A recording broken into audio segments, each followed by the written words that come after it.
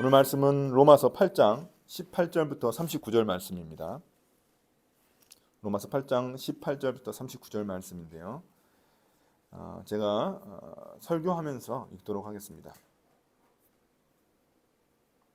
오늘 말씀의 제목은 거부할 수 없는 영광입니다. 거부할 수 없는 영광. 최근에 우리 찬양 형제랑 함께 이 소설가 박완서 씨의 책 그 많던 싱하는 누가 다 먹었을까를 읽고 있습니다. 그래서인지 모르겠지만 오늘 말씀을 준비하면서 이 박완서 씨 이야기가 생각났습니다. 우리나라의 이 대표적인 여류 소설가입니다. 카톨릭 신자인 박완서 씨 수필집 중에 한 말씀만 하소서라는 제목의 책이 있습니다. 그녀가 남편과 아들을 연달아 잃고 나서 겪은 고통을 일기 형식으로 쓴 책입니다. 명문대 의대생이었던 아들을 하루아침에 잃고 난 후 그는 자신의 심정을 이렇게 고백합니다. 사제관 응접실에서 신부님을 뵙고 긴 위로의 말씀을 들었으나 자식도 낳아보지 않은 분이 내 마음을 어찌할까 싶어 그저 괴로운 마음으로 경청했다. 그러다가 탁자 위에 놓인 백자 필통이 눈에 띄었다. 거기에 쓰인 밥이 되어라 라는 글귀 때문이었다. 신부님이 손수 쓰신 건지 아니면 어떤 주교님이나 추기경님이 쓰신 건지 그건 분명치 않았다. 누가 썼건 실상 그건 그닥 중요하지 않았다. 밥이 되어라를 입속으로 되뇌이면서 나는 분도 수녀원에서 맡은 이 세상에서 가장 맛있는 밥 냄새를 떠올렸고 어쩌면 주님이 그때 나에게 밥이 되어 오셨던 게 아닐까 싶은 생각이 났다. 그때 나는 몇 날 며칠을 밤이고 낮이고 주님을 찾아 대들고 몸부림쳤었다. 내가 왜 이런 고통을 받아야 합니까? 한 말씀만 하시라고 애걸복걸 해보았다. 그러나 주님은 끝내 아무 말씀도 없으셨다. 어쩌면 나직하고 그윽하게 뭐라고 하셨을지도 모른다는 생각이 늦게 난 철처럼 슬며시 왔다. 그래, 분명히 뭐라고 그러셨을 거야. 다만 내 귀가 독선과 아집으로 꽉 막혀 못 알아들었을 뿐이었을걸. 하도 답답해서 몸소 밥이 되어 찾아오셨던 거야. 우선 먹고 살으라 하는 응답으로. 그렇지 않고서 그 지경에서 밥 냄새와 밥 맛이 그렇게 감미로울 수는 없는 일이었다. 신부의 위로도 위로가 되지 않았는데 이 문구 하나가 밥이 되어라라는 그 문구 하나가 위로가 되었다는 게 참 놀랍기만 합니다. 아무튼 이러한 이해할 수 없는 고난이 찾아온 게 박완서 씨뿐이겠습니까? 미국 워싱턴주 휘트워스대 신학과 교수인 제랄드 시처라는 분이 계십니다. 이분은 누군가의 음주 차량 때문에 자신의 어머니, 아내, 막내 딸을 한순간에 잃었습니다. 엄청난 고통의 시간을 거쳐서 그가 쓴 책이 바로 그 유명한 하나님의 은혜라는 책입니다. 이분 말고도 우리 주변에는 이해할 수 없는 고난으로 고통을 겪는 그리스도인들이 많이 있습니다. 이 땅에 사는 동안 우리 모두 크고 작은 그런 고난들을 겪게 됩니다. 어떤 분은 박완서 씨나 제랄드 시처처럼 고난을 자기의 삶의 디딤돌로 삼는 사람들이 있습니다. 그러나 모든 사람들이 그런 건 아닙니다. 오히려 고난이 신앙의 장애물이 되어 하나님께 실망하고 돌아서 버리는 사람들이 훨씬 더 많습니다. 그럼 고난을 겪는 사람들을 바라보는 우리의 태도는 어떨까요? 몇 해 전 필리핀에 초대형 태풍이 일어나서 수많은 사람들이 죽었을 때 많은 목사님들이 뭐라고 했는지 아십니까? 거기에 동성연애자들이 많아가지고 하나님이 그 필리핀을 심판하신 거라고 말했습니다. 과연 우리가 이렇게 함부로 판단할 수 있을까요? 고난을 그들의 죄의 문제로만 바라볼 수 있을까요? 그럼 최근에 일어난 이태원 참사도 누군가의 말처럼 할로윈이라는 귀신 축제에 참여하는 바람에 그런 그들의 죄 때문일까요? 그런 참사가 일어난 것일까요? 이러한 일들을 보며 우리는 고난이 도대체 왜 오는 것이고 또 고난이 오면 어떻게 해야 할지 참 고민하게 됩니다. 오늘 말씀이 그것을 고민해보고 또 하나님의 뜻을 깨닫는 시간이 되길 바랍니다. 먼저 오늘 말씀을 이해하기 위해서는 로마서의 큰 숲을 먼저 봐야 됩니다. 로마서 1장부터 4장까지는 죄인인 인간에 대해서 우리가 죄인이라는 것을 밝히고 복음이 왜 필요한지 우리에게 밝혔습니다. 5장부터 8장까지는 그 복음이 어떻게 작동하며 또 우리의 삶을 어떻게 변화시키는지에 대해서 말하고 있습니다. 그 5장부터 8장까지 중에 가장 절정이 되는 장이 바로 8장입니다. 8장의 전반부인 1절부터 17절은 성령을 따라 사는 삶의 열매가 무엇인지 우리에게 설명해 줍니다. 이제 우리가 볼 18절부터는 하나님의 자녀가 누리게 될 그 영광, 우리의 삶의 열매 중에 그 영광이 무엇인지 설명합니다. 그런데 17절에 보면은 그 영광을 그리스도와 함께 누리려면 반드시 거쳐야 하는 과정이 있다고 말합니다. 그것이 뭐냐면 바로 고난입니다. 17절입니다. 자녀이면 상속자이기도 합니다. 우리가 그리스도와 함께 영광을 받으려고 그와 함께 고난을 받으면 우리는 하나님이 정하신 상속자요 그리스도와 더불어 공동 상속자입니다. 로마서는 우리가 구원받아 하나님의 자녀가 되는 특권을 누리게 되었다고 말합니다. 그러나 하나님의 자녀가 된 우리에게도 여전히 고난은 존재합니다. 그것을 로마서는 23절에서 우리가 속으로 신음하고 있다고 말합니다. 겉으로는 드러나지 않지만 우리의 속으로 신음하고 있다는 겁니다. 한탄하고 탄식하고 있다는 겁니다. 여기서 고난이란 우리가 전도하다가 겪는 그런 어떤 전도자들의 고난, 소수의 고난만을 의미하는 게 아닙니다. 하나님의 자녀임에도 걸리는 암과 같은 각종 질병들, 또 사고들, 또 실패들, 재난재해들 이런 것들을 다 의미합니다. 이로 인해 우리가 겪게 되는 늙고 병들고 죽게 되는 모든 고통을 포함하고 있습니다. 인간은 무엇을 하지 않더라도 존재적으로 고통 가운데 있는 것입니다. 그럼 이런 고통에서 자유할 수 있는 사람이 누가 있겠습니까? 그럼 우리만 그럴까요? 성경은 그렇게 말하지 않습니다. 성경은 모든 피조물들이 고통 가운데 있다고 말합니다. 여기서 피조물이라는 것은 인간을 제외한 자연을 의미합니다. 20절은 피조물이 허무에 굴복했다고 말하고 21절은 썩어짐에 종살이한다고 말합니다. 22절도 신음하며 고통을 겪고 있다고 말합니다. 여기서 허무란 전도서에서 우리가 자주 발견한 말입니다. 수증기처럼 있다가 사라지는 어떤 무의미함을 의미합니다. 썩어짐의 종살이라는 것은 그 썩어짐이라는 단어가 의미하고 있죠. 썩어지고 죽어가는 것, 그것을 의미하는 것입니다. 쉽게 말해서 우리가 보는 자연들이 제대로 돌아가지 않고 고통을 당하고 있으며 그 아름다움과 생명력을 잃어가고 있다는 것입니다. 우리 눈에는 보이지 않지만 세상은 점점 그 생명력을 잃어가고 있는 것입니다. 그럼 왜 인간도 자연도 이런 고통을 겪어야만 할까요? 성경은 우리 인간의 죄 때문이라고 말을 합니다. 인간의 죄로 인해 우리 인간이 하나님과 분리되었기 때문입니다. 그 결과 죽음과 그 죽음의 증상이 있습니다. 그 증상이 바로 고통입니다. 고난이고 고통입니다. 그것이 이 세상에 일어났다는 것입니다. 영원하신 하나님과 분리된 인간은 그 지혜와 능력이 한없이 부족할 수밖에 없습니다. 그래서 인간은 늙고 병들고 죽는 여러 가지 고난이 일어나는 것입니다. 창세기에서는 아담과 하와가 죄를 짓자 이 땅이 저주를 받았다고 말합니다. 인간의 죄로 세상 피조물들도 저주를 받고 깨어지고 죽어가고 고통이 일어난 것입니다. 우리가 겪었던 코로나 바이러스를 한번 생각해 보십시오. 결국 인간의 욕망과 이기심이 자연에게 고통을 줘서 일어난 일입니다. 인간들이 자꾸 살림을 개발하다 보니까 이제 그 동물들이 이제 있을 자리가 없는 거예요. 그래서 점점 더 인간의 그런 영역을 침범하게 돼서 결국 코로나가 발생하게 된 것입니다. 영원할 것 같은 태양은 어떻습니까? 과학자들의 말에 의하면 우리가 보기에는 영원할 것 같잖아요, 태양이. 근데 태양도 식고 있다는 겁니다. 에너지를 잃어가고 있다는 것입니다. 또 산과 바다는 매번 다시 회복되는 것 같이 보이지만 그렇지 않다는 겁니다. 그 생명력을 잃어가고 있습니다. 많은 피조물의 고통은 결국 인간의 죄와 긴밀하게 연결되어 있습니다.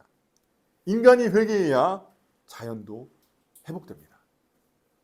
그럼 어차피 이 세상이 바뀌질 않는데 우리가 구원받는 게 무슨 소용이 있나 이렇게 생각할 수 있습니다. 도대체 예수님은 십자가에서 우리를 구원하신 게 이 세상에 무슨 의미가 있는 건가? 무슨 고통과 어떤 관계가 있나 이렇게 생각할 수 있습니다. 이 세상의 고통의 근본 원인은 인간의 죄 때문입니다. 그리고 그 구원은 우리를 그 인간의 죄에서 우리를 구원하신 사건입니다. 그러므로 예수님께서 우리의 죄의 문제를 해결하셔서 우리를 고난 가운데, 고통 가운데서 해방시켜 주신 것입니다. 그게 바로 구원입니다. 구원받은 성도들은 하나님과 올바른 관계를 맺어 이웃 사랑을 실천하게 됩니다. 남을 속이거나 해치지 않습니다. 제대로 믿으면 그렇죠. 또한 하나님의 선물인 자연도 귀하게 여기게 됩니다. 이렇게 하나님이 우리를 구원하셔서 이 세상의 고난과 고통을 줄여가시는 겁니다. 왜냐하면 고난과 고통은 인간들이 그 죄로 인해서 서로 싸우고 짓밟고 이렇게 하면서 모든 고난과 고통이 일어나기 때문에 그렇습니다. 그런데 주님이 우리를 구원하셔서 우리가 이 하나님과 올바른 관계를 맺고 이웃과의 올바른 관계를 맺어가지고 이 세상에 있는 고난과 고통을 줄여가신다는 것입니다. 그럼에도 불구하고 여전히 우리에게 고난이 있는 이유는 우리의 구원이 완전하지 않기 때문입니다. 우리의 구원은 이미와 아직이라는 그 긴장관계에 있습니다. 이미 구원을 얻어서 우리가 의롭게 되었지만 아직 부활의 완전한 몸을 입지 않아서 여전히 우리의 몸은 연약한 상태입니다. 세상의 죄악들로부터 여전히 영향을 받고 고통을 당하고 있다는 것입니다. 구원받았지만 우리는 여전히 늙고 병들고 고통받고 죽는 이유가 여기에 있습니다. 그럼 우리는 피할 수 없는 이 고난을 어떻게 이겨낼 수 있을까요? 피할 수는 없어요, 고난을. 그럼 우리는 어떻게 이겨낼 수 있을까요? 첫째, 하나님의 영광에 대한 소망을 확신해야만 합니다. 18절은 우리의 고난이 앞으로 있을 영광과 비교할 수 없다고 말합니다. 고난은 일시적이고 가벼운 것이지만 영광은 영원하고 무겁다는 것입니다. 원래 이 영광이라는 단어 말 의미 자체가 무겁다는 의미입니다. 하나님의 영광이란 그분을 닮아가며 부활의 몸을 우리가 입는 것입니다. 고난을 이겨낼 힘은 우리가 그 하나님의 영광을 얼마나 소망하느냐에 달려 있습니다. 또한 우리가 하나님의 영광을 얻을 때 모든 피조물들도 해방될 수가 있습니다. 우리의 죄 때문에 피조물들이 이 고통을 겪고 있는 것이거든요. 그래서 21절에 보면은 피조물도 썩어질 종살이에서 벗어나 자유와 해방을 만끽할 그날을 기다리고 있다고 말하고 있습니다. 하나님의 자녀가 영광을 얻을 때 온 세상도 모든 피조물도 회복되기 때문입니다. 우리 주위에 나무나 꽃을 보면서 말을 한번 걸어보십시오. 너희들도 신음하고 고통 가운데 있어 힘들지? 힘들어요, 다. 이 나무들이나 꽃도 다 힘들어요. 너희들도 그 영광의 그날을 기다리고 있지? 그러면 그 나무와 꽃들이 고개를 끄덕이면서 반응한다는 것입니다. 우리의 소망이 확실하게 성경은 이런 고통을 해산의 고통이라고 이야기합니다. 22절입니다. 모든 피조물이 이제까지 함께 신음하며 함께 해산의 고통을 겪고 있다는 것을 우리는 압니다. 이 말은 고통이 그냥 고통으로 끝나는 게 아니라 무언가를 얻기 위한 필연적인 과정이라는 것입니다. 해산의 고통 후에 나타나는 게 무엇입니까? 출산입니다. 어떤 동물이든 어떤 사람이든 간단한 해산의 고통 후에 출산이 있죠. 고난은 그러니까 결국 고난은 영광을 얻기 위한 산모의 고통과 같다는 것입니다. 이 말은 어떤 의미입니까? 해산의 고통 없는 출산이 불가능합니다. 그런 것처럼 고난 없는 영광도 불가능하다는 것입니다. 우리가 하나님의 영광을 보기 위해서는 반드시 고난을 겪어야 한다는 것입니다. 올림픽을 준비하는 선수들이 날마다 흘리는 피와 땀이 바로 우리의 고난과 같은 것입니다. 그러나 올림픽 선수들은 한계가 있죠. 메달이 확실하지가 않아요. 아무리 피와 땀을 흘렸어도 메달이 확실하지가 않습니다. 그러나 우리의 면류관은 확실하다는 겁니다. 고난을 소망 가운데 잘 인내하는 자에게 하나님의 영광의 면류관이 주어진다는 것입니다. 이건 상급하고 좀 다른 거죠. 물론 내가 겪는 모든 고난이 영광을 위한 것이라고 착각해서는 안 됩니다. 내가 지은 죄 때문에 겪는 고난이라면 회개하고 돌이켜야 됩니다. 자기가 음주운전해가지고 사고 냈는데 그럼 자기가 반성해야지 이게 뭐 영광을 위한 고난이라고 생각하면 되겠습니까? 그건 아닌 거죠. 그런데 그것이 아닌데도 불구하고 겪는 고난이라면 하나님의 영광을 이루기 위한 그런 고난이라고 믿어야 한다는 것입니다. 우리가 선을 행하다가 고난을 받을 수도 있습니다. 또 남의 죄를 인해서 고난을 받을 수도 있습니다. 남이 한 음주운전 때문에 사랑하는 사람을 잃는 그런 고통을 겪은 사람들이 얼마나 많이 있습니까? 세상 제도와 시스템이 약해서 이유 없는 고난을 받을 수도 있습니다. 평생 열심히 살았는데도 가난으로 고통당한다면 그것은 자신의 죄 때문이 아닌 것이죠. 그럼 어떻게 우리는 이 소망을 확신할 수 있겠습니까? 23절입니다. 첫 열매로서 성령을 받은 우리도 자녀로 삼아주실 것을 곧 우리 몸을 속량하여 주실 것을 고대하면서 속으로 신음하고 있습니다. 성령이 하나님의 보증금이, 하나님의 영광의 보증금이 되시기 때문입니다. 제가 보증금 설명해 드렸죠. 집 보증금을 내면은 그 집에 이제 계약이 완료된 거예요. 그 집에 들어간다는 확실한 보장을 받는 것입니다. 그런 것처럼 이 성령이 바로 우리가 그 하나님의 영광에 대한 보증금이 된다는 겁니다. 다른 성경 번역본을 보면은 앞으로 성령이 다가올 영광의 맛보기, 또 예고편이라고 이렇게 이야기하고 있습니다. 성령이 일하시는 게, 성령이 우리 안에 계시다는 것 자체가 우리에게 보증금 역할을 한다는 겁니다. 우리 안에 계신 성령은 나중에 우리가 완벽한 하나님의 자녀로서 부활의 몸을 입을 것을 우리에게 담보하고 있는 것입니다. 확실한 담보가 있는 것입니다. 그렇기 때문에 우리는 확신할 수 있습니다. 그럼 우리가 이 고난 가운데 있을 때 하나님은 가만히 계실까요? 야, 너는 그냥 고난 당하고 있어라. 그 견디고 인내해라. 나는 가만히 있을 테니까 네 혼자 알아서 해라. 이렇게 하실까요? 아닙니다. 둘째, 성령의 도우심을 우리는 확신해야만 합니다. 26절입니다. 이와 같이 성령께서도 우리의 약함을 도와주십니다. 우리는 어떻게 기도해야 할지도 알지 못하지만 성령께서 친히 이루다 말할 수 없는 탄식으로 우리를 대신하여 간구하여 주십니다. 성령은 하나님의 영, 그리스도의 영입니다. 그 성령께서 우리의 연약함을 다 아시고 우리를 도우십니다. 우리의 지혜와 능력은 여전히 부족합니다. 우리는 진짜 우리에게 필요한 게 무엇인지 정확하게 알지 못합니다. 저는 최근에 여러분 우리가 막 기도 제목을 내도 이 기도 제목보다 여러분들에게 좀 더 필요한 정말 중요한 기도 제목이 있는데 이런 생각을 목사로서도 또 하거든요. 그런 것처럼 우리가 진짜 필요한 게 뭔지 잘 모른다는 거예요. 내일 무슨 일이 일어날지 알지 못하면서 우리는 허망한 기도를 드릴 수가 있습니다. 내일 나에게 큰 어려움이 닥친다면 오늘 시험 합격을 위해서 기도하는 게 무슨 소용이 있겠습니까? 그 어려움을 피할 수 있는 지혜를 주시라고, 또 그 어려움을 이겨낼 수 있는 힘을 달라고 기도하는 게 그게 옳은 기도 아니겠습니까? 그런데 우리는 그렇지 않다는 겁니다. 우리의 지혜와 능력은 연약하고 한계가 있다는 겁니다. 그러나 걱정하지 않아도 됩니다. 왜냐하면 성령께서 우리를 위해 말할 수 없는 탄식으로 기도해 주시기 때문입니다. 우리의 사정을 다 아시고 하나님의 뜻을 다 아시기 때문에 그 성령께서 하나님의 뜻대로 우리를 위해 기도해 주신다는 것입니다. 얼마나 큰 특권이고 축복입니까? 그렇다고 해서 내 마음대로 기도해 놓고 성령께서 알아서 하나님께 알려주시겠지 이렇게 생각해서는 또 안 됩니다. 우리의 연약함 때문에 우리가 하나님의 뜻을 제대로 파악하지 못할 때가 많으니까 성령께서 우리를 도우시는 것이지, 그냥 우리 마음대로 기도한다고 해서 성령께서 도우신다? 그건 오만인 거죠. 자만인 거죠. 내 욕망대로 내 욕심대로 구하는데 성령께서 이렇게 그 기도를 갖다가 바꿔가지고 하나님께 전달해 주시고, 그거는 말이 안 되는 것입니다. 또한 이 구절을 잘못 이해해서 방언 기도의 근거로 삼는 분들도 있습니다. 성령의 말할 수 없는 탄식이 바로 방언이라고 이야기한다는 겁니다. 그러므로 방언으로만 기도하면 하나님의 뜻대로 기도할 수 있다는 겁니다.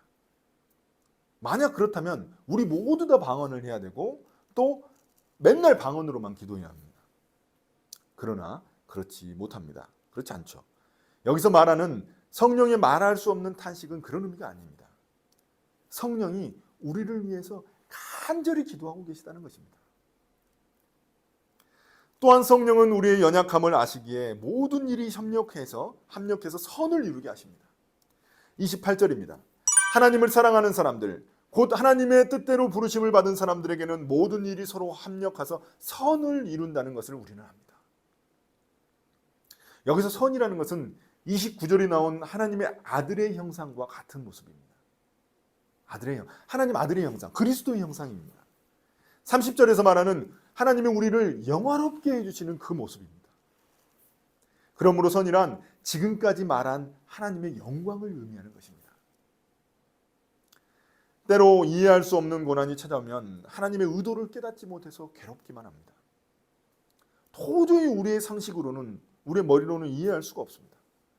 왜 아버지와 아들을 연이어 데려가신 것인지, 왜 음주운전 사고로 어머니와 아내, 딸 3대를 이렇게 데려가신 것인지, 그 어느 누가 설명해 줄 수 있고 어느 누가 그 말해 줄 수 있겠습니까? 오직 주님의 주권이라고밖에 볼 수 없습니다.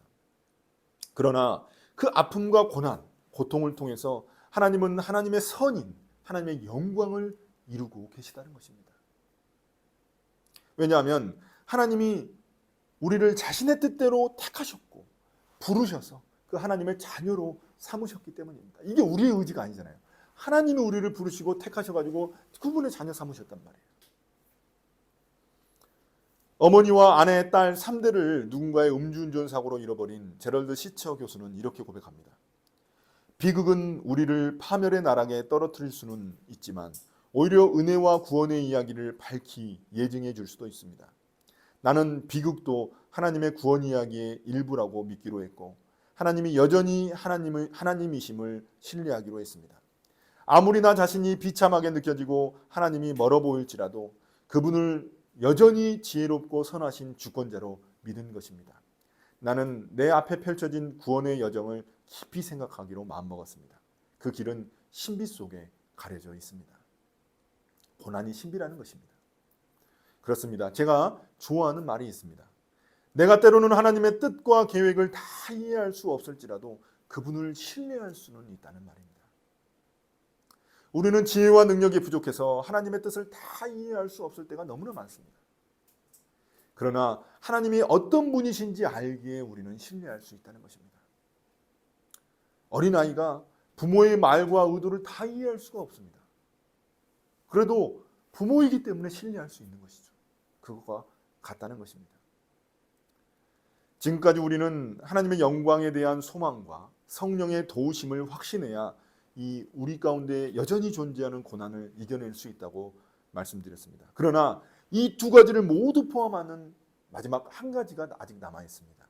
그건 뭐냐면 이것이 빠진다면 소망과 성령의 도우심은 체인이 빠진 자전거와 같습니다. 체인이 자전거 타보신 적 있으시죠? 체인이 빠지면 자전거가 돌아갑니까? 그 체인과 같다는 것입니다. 그래서 셋째, 하나님의 사랑을 확신해야 됩니다. 그 체인이 하나님의 사랑이라는 거예요. 31절 이하가 오늘 말씀의 결론입니다. 바울은 계속 질문을 던집니다. 답을 몰라서 하는 질문이 아니죠. 그런 질문이 아니라 확신하기 때문에 던지는 그런 질문입니다. 31절입니다. 그렇다면 이런 일을 두고 우리가 무엇이라고 말할 수 있겠습니까? 하나님이 우리 편이시면 누가 우리를 대적하겠습니까? 여전히 고난이 있지만 하나님이 우리 편이시라는 겁니다. 이 세상은 죄와 그 죽음의 그림자가 여전히 그리워져 있습니다. 허무와 썩어짐의 종노릇하며 고난이 우리를 둘러싸고 있습니다. 그럼에도 불구하고 믿음으로 나아갈 수 있는 이유는 하나님이 우리 편이시기 때문입니다. 하나님이 우리를 부르시고 택하셔가지고 하나님의 자녀 삼으셨잖아요. 확실한 근거가 있습니다. 확실한 근거가. 근거 없는 그런 자기 확신이 아니에요. 32절입니다. 자기 아들을 우리에게 주셨는데 하나님이 더 이상 무엇을 아끼시겠냐는 것입니다. 가장 귀한 하나님의 그 아들을 우리에게 주셨는데 다른 모든 것을 선물로 주시지 않겠느냐는 것입니다. 이처럼 하나님은 우리의 모든 것을 아시고 우리에게 가장 좋은 것을 가장 좋은 때에 주시는 분이십니다. 우리가 그것을 깨닫지 못할 뿐입니다. 우리의 연약함 때문이죠. 우리가 고난 가운데서도 인내하며 하나님의 나라를 세워나가야 하는 이유도 바로 여기에 있습니다. 세상과 다른 방식으로 살아가기 때문에 우리 그리스도인들은 손해를 볼 수밖에 없습니다. 하나님의 백성답게 살아가기 위해 희생과 고난을 감수해야 할 때도 너무나 많습니다. 그럼에도 불구하고 우리가 하나님의 사랑과 이웃사랑을 실천할 때 주님은 우리를 도우십니다. 우리 편이시기 때문에. 우리를 택하시고 의롭다고 해주신 분이 우리를 도우시기에 어느 누가 대적할 수 있겠습니까? 악조차도 협력하여 선을 이루시는 그 하나님을 어느 누가 감히 대적할 수 있겠습니까? 그래서 성경은 35절에서 이렇게 말합니다. 누가 우리를 그리스도의 사랑에서 끊을 수 있겠습니까? 환난입니까? 공고입니까? 박해입니까? 굶주림입니까? 헐벗음입니까? 위협입니까? 또는 칼입니까? 이렇게 바울은 질문합니다. 이러한 것들은 외부에서 오는 그런 위협들입니다. 칼은 피할 수 없는 위협입니다. UFC 선수들도 칼을 못 피한다고 하더라고요. 칼은 피할 수 없는 위협입니다. 그 어떤 고난과 고통도 우리를 그리스도의 사랑에서 끊을 수 없다는 겁니다. 그 어떤 것도, 칼일지라도. 성령께서 우리의 연약함을 위해 기도하시고, 그 성령님만 기도하십니까? 여기 보시면 그리스도 예수께서도 우리를 위해서 기도하고 계시다는 것입니다. 우리가 연약해서 기도하지 못할 때도 있죠. 아, 힘들어서 난 기도하지 못하겠다. 너무 도저히 하나님의 뜻을 이해할 수 없어서 나는 도저히 기도조차 안 나온다. 그럴 때조차 성령께서 또 그리스도께서 우리를 위해 기도하고 계시다는 것입니다. 바울의 확신은 여기서 그치지 않습니다. 38절입니다. 나는 확신합니다. 죽음도 삶도 천사들도 권세자들도 현재일도 장래일도 능력도 높음도 깊음도 그 어떤 피조물도 우리를 우리 주 예수 그리스도 안에 있는 하나님의 사랑에서 끊을 수 없습니다. 야, 이 바울이 이렇게 말하면서 얼마나 그 마음의 그 흥분을 가라앉히기 어려웠겠습니까?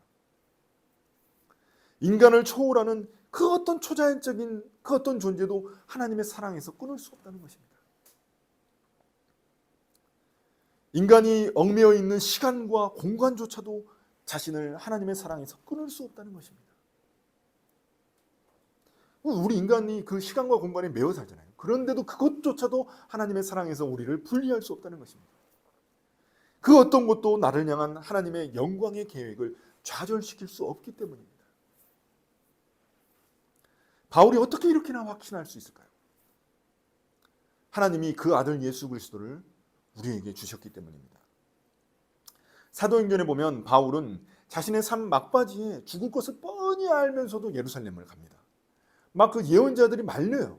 가면 죽는다. 가지 마라. 그렇게 말하는데도 바울은 내가 반드시 그 길을 가야 된다고 이야기합니다.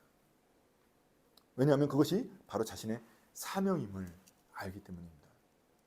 심지어 죽음조차도 그를 그리스도의 사랑에서 끊을 수 없었습니다. 우리는 세상을 살아가면서 두려워할 때가 너무나 많습니다.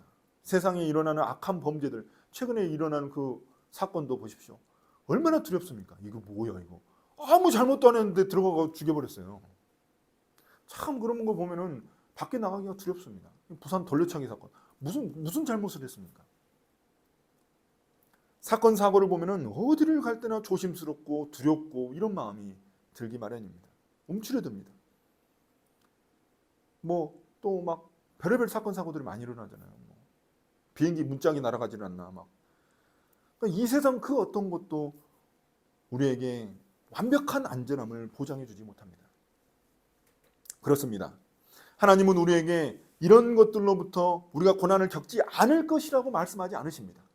너 하나님 믿었으니까 하나님 자녀 됐으니까 너 고난 안 받을 거야. 너 안전할 거야. 어디를 가든지 그냥 네 마음대로 그냥 가도 괜찮을 거야. 이렇게 말씀하지 않으십니다. 뭐라고 말씀하셨냐면 그 고난을 너가 고난을 겪더라도 그 고난을 이길 힘을 줄 것이고 그 고난을 너가 겪더라도 하나님의 사랑에서 너는 끊어지지 않아. 이렇게 우리에게 위로하시고 격려하시는 것입니다. 하나님의 사랑을 그 고난을 이길 수 있는 그 하나님의 사랑을 우리에게 보증하시는 것입니다. 이제 오늘 말씀을 마무리하겠습니다. 사랑하는 성도 여러분, 고난은 우리가 때로는 정말 이해할 수 없을 때가 너무나 많습니다. 그러나 그 고난은 하나님의 신비입니다.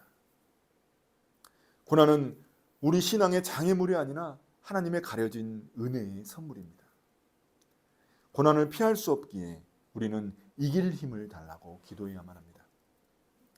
하나님의 영광에 대한 소망을 갖고 성령의 도우심을 신뢰해야만 합니다. 그리고 그 무엇보다도 하나님의 사랑을 의심하지 말아야 합니다. 하나님의 사랑 안에 있는 한 그 무엇도 우리를 하나님과 하나님의 사랑에서 분리할 수 없기 때문입니다. 또한 우리는 계속 하나님의 나라를 구하며 이 세상의 고난과 고통이 줄어들도록 힘써야만 합니다. 구원은 단지 우리를 천국으로 데려가는 것, 그게 아닙니다. 구원은 이 세상에 존재하는 모든 고난과 고통을 끝내는 것입니다. 주님이 다시 오실 때 그 구원이 완성될 때 그 고난과 고통이 끝나는 것입니다. 그 일꾼으로 우리를 삼으신 것입니다. 구원받은 자답게 하나님의 자녀답게 살아갈 때 이 세상의 고난과 고통은 줄어들 것입니다. 끝나지는 않지만 줄어들게 될 것입니다. 그것을 경험하며 우리는 영원한 하나님의 영광의 날을 인내하며 기다려야 합니다. 내 이웃도 그렇게 인내하며 기다려야만 하는 것입니다.